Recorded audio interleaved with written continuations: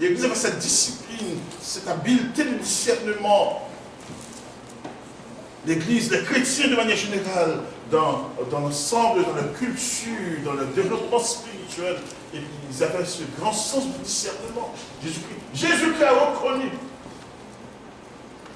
cette habileté chez le Christ. En marchant au milieu d'eux, il a vu cela. Il a aussi reconnu non seulement leur grand sens du discernement, mais aussi leur fidélité dans la persévérance. Leur fidélité dans la persévérance. Et même dans les épreuves. Qu'est-ce qu'il dit ensuite? Que tu as de la persévérance. Que tu as de la persévérance. Que tu as souffert à cause de mon nom. Que tu as souffert à cause de mon nom. Et que tu t'es point lassé. Écoutez, nous sommes dans la persévérance. Mais tu ne recules devant aucune souffrance, aucune menace, rien du tout. Et même d'ailleurs, tu ne t'es pas lassé, tu es prêt à continuer, à avancer malgré ces choses. C'est-à-dire que Christ voit tous les... Frères et sœurs, Christ nous connaît. Allô? Amen. Christ nous connaît, il nous voit. Il nous voit. Jésus-Christ dit à l'Église, je connais tes œuvres. Et puis il commence à faire des décomptes, à énumérer des choses. Et puis on voit que c'est le Christ qui connaît son Église. Il a reconnu à cette Église leur fidélité dans la persévérance, et même dans l'épreuve. Des chrétiens qui ne reculaient devant aucune menace, ni souffrance. Des chrétiens qui ne reniaient pas le Christ pour rien au monde. Les qualités que l'Église avait.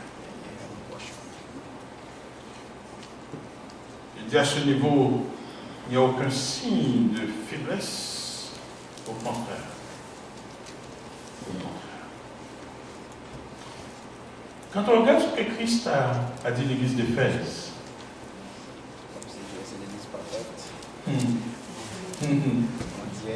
pensez-vous qu'une telle Église aurait quand même des choses à se faire reprocher?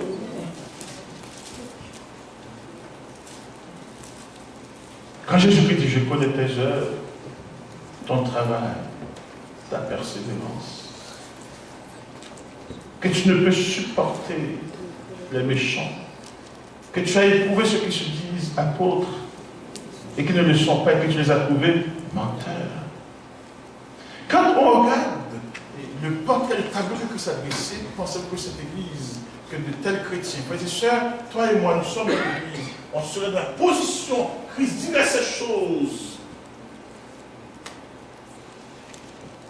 Quasiment parfait, plus bien, puis notre cœur. Et puis je vais dire quelque chose d'autre. Parce qu'il est juste pour. Et c'est pourquoi je vous dis, c'est une évaluation, c'est un examen de préparation pour la finale. Parce que Christ ne veut pas qu'aucun chrétien d'Éphèse rate son avènement. Maintenant, est-ce que c'est l'église d'Éphèse seulement? C'est toute l'église. C'est pour ça que quand on se regarde dans le miroir, peut-être que vous êtes de ces chrétiens d'Éphèse-là.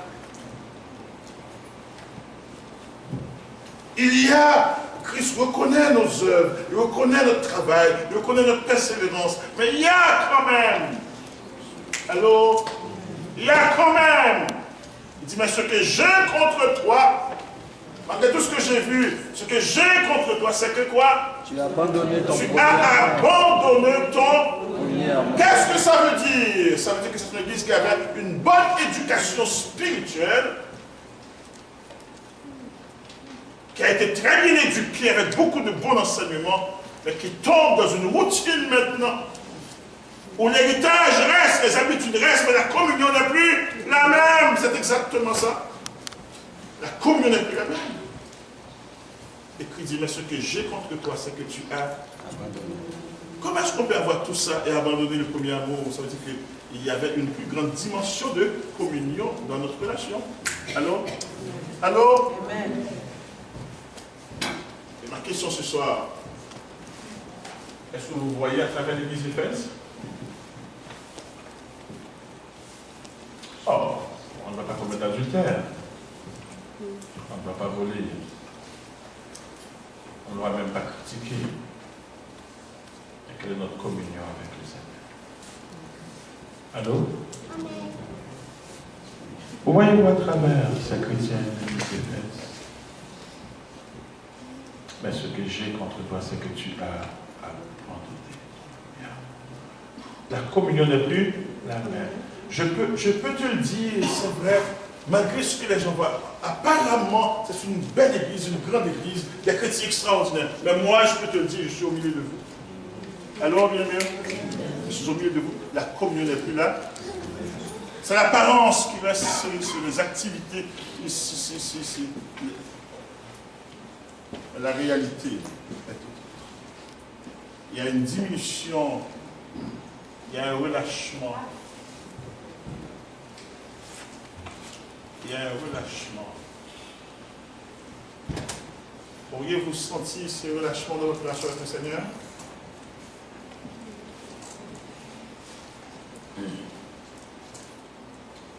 Il dit, mais ce que j'ai contre toi, c'est que tu as. Regardons pas le verset 4. Verset 4.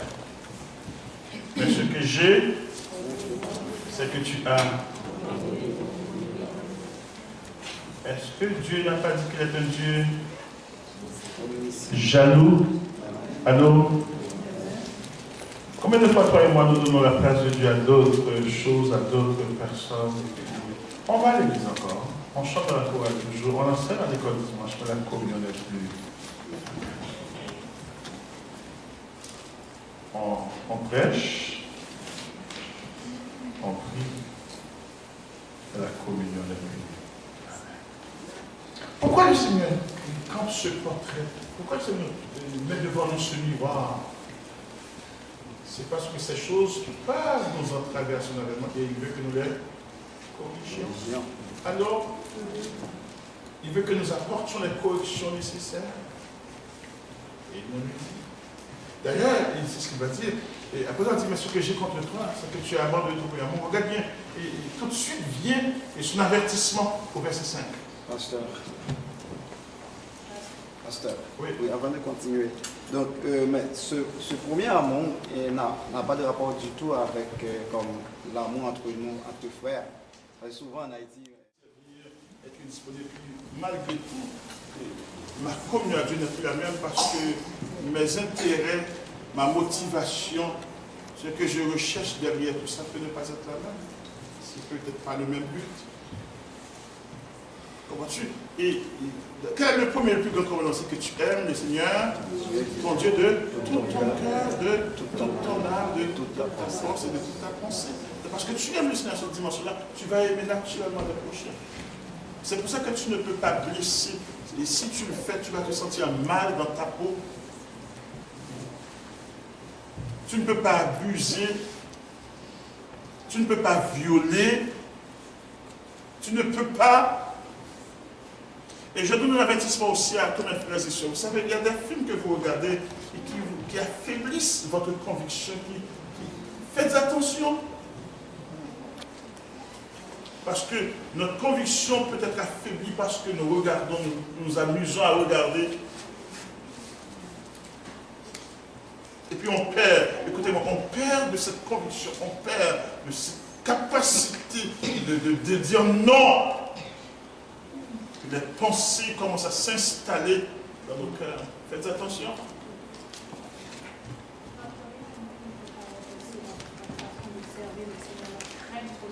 C'est pour ça que je dis au niveau de relation. Parce que tu vois, la crainte que tu avais pour Dieu avant, c'est plus la même. Tu le fais. Tu présentes encore ton offrande, mais ça n'a plus la même signification. L'odeur n'est plus la même. Le parfum devant Dieu n'est plus le même. Parce que, vois-tu, tu le fais parce que tu l'as. Et même d'ailleurs, en murmurant des fois.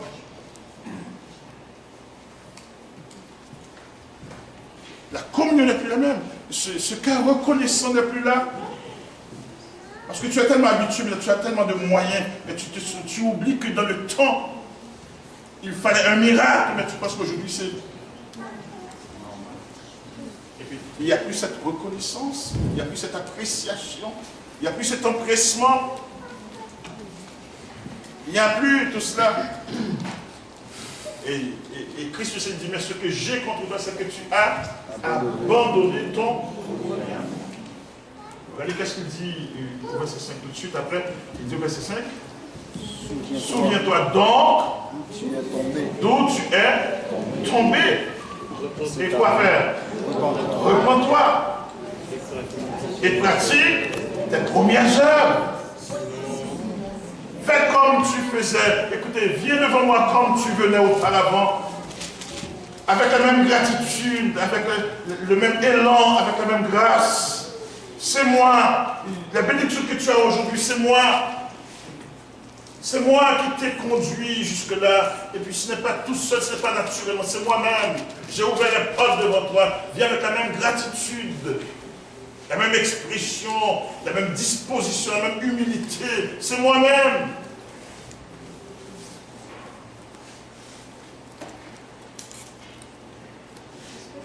Il dit, reprends-toi et pratique tes... Je t'attends là. C'est ce que je veux. Je veux de toi cette communion. Je veux t'avoir dans cette dimension de communion et non pas dans cette forme. Est-ce que ça ne pas quand on était, comme tu disais, quand on était tout, on attendait le Seigneur de tout, et puis maintenant, j'avais là, j'étais là, on n'a pas besoin. Même lorsqu'on prie, c'est de prie presque par habitude, mais pas vraiment la conséquence. Il n'y a pas cette connexion, on n'est pas connecté avec le Seigneur. Maintenant, écoutez bien ceci. Tu sais, quand vous lisez le livre de Deutéronome, Dieu a pris soin d'éduquer le peuple. C'est un livre d'enseignement au complet, où Dieu a éduqué le peuple pour le préparer à entrer dans l'abondance de la terre promise et vivre dans la liberté parce que le peuple était esclave en Égypte. Maintenant que le peuple va entrer dans un pays qui lui appartient en propre, que Dieu lui a donné, avec des maisons qu'il n'avait pas construites, et ça des puits qu'il n'avait pas creusés, avec tous les privilèges, il dit, Dieu l'a préparé, il l'a averti pour écouter. Souviens-toi quand tu seras dans l'abondance de ces choses, de ne pas oublier l'Éternel. Parce que nous avons tendance, quand nous sommes bénis, à penser que c'est nous qui sommes spéciaux. On a tendance à oublier Dieu, même, écoutez bien, à investir dans nos voitures de luxe, pour penser, écoute, il y a place pour toutes ces choses. Mais ouais, Dieu, il y a place pour toutes ces choses. On peut jouir de la bénédiction de Dieu. Mais ouais, Dieu d'abord, est-ce que je vais m'engager dans une vie où je ne peux même pas contribuer à mon église? Je vais passer ma vie à vivre comme ça. Puis pourtant, Dieu m'a béni, Dieu m'a donné l'intelligence pour apprendre ce que j'ai appris, pour avoir ce salaire que j'ai aujourd'hui. Et puis je trouve que c'est trop. Comprenez bien? Et puis on est nombreux comme ça. On oublie ce que le Seigneur a fait. On oublie. C'est pourquoi la Bible dit de la poussière, du fumier, pour les faire asseoir avec. Et quand tu es assis au milieu des grands, n'oublie pas ton Seigneur qui t'a placé là. Bénissez son nom. Mais la réalité dans le quotidien, on oublie Dieu. La communion n'est plus la même. On veut que les gens nous reconnaissent pour ce que nous sommes. Alors Dieu invite l'Église, Dieu invite tout chrétien qui se lève la position de l'Église d'Éphèse, tout chrétien qui sera en train de vivre ce relâchement de sa communion, qui sera en train de vivre cet oubli, qui sera en train de vivre dans cette apparence. Dieu nous invite à nous repentir. Souviens-toi d'où tu es tombé. Rappelle-toi où est-ce que tu étais avant que tu aies pensé à quelque chose, je t'avais répondu. Rappelle-toi de ces choses. Puis redonne-moi la place qui me revient dans ton cœur. Repends-toi et pratique ta remise. Il dit, sinon je viendrai à toi et je ferai ton chandelier. Le chandelier c'est quoi? Le chandelier c'est quoi? C'est l'église. Si vous retirez l'église, frère, on portera le nom, les mieux seront toujours là. Et sa présence ne sera plus là. Allô? Sinon, je viens de jeter, parce que je ne supporterai pas. Cependant, il va aller un peu plus loin pour dire que malgré tout, il y a une autre chose de bon que tu as chez toi. Et tu as une rigueur doctrinale. Tu as une rigueur doctrinale que j'apprécie. Tu as cet autre point fort chez toi. Et écoutez, il dit, au verset 6, qu'est-ce qu'il dit? C'est que tu es tu as pourtant ceci, c'est que tu es les œuvres d'un Nicolaï. Œuvres que je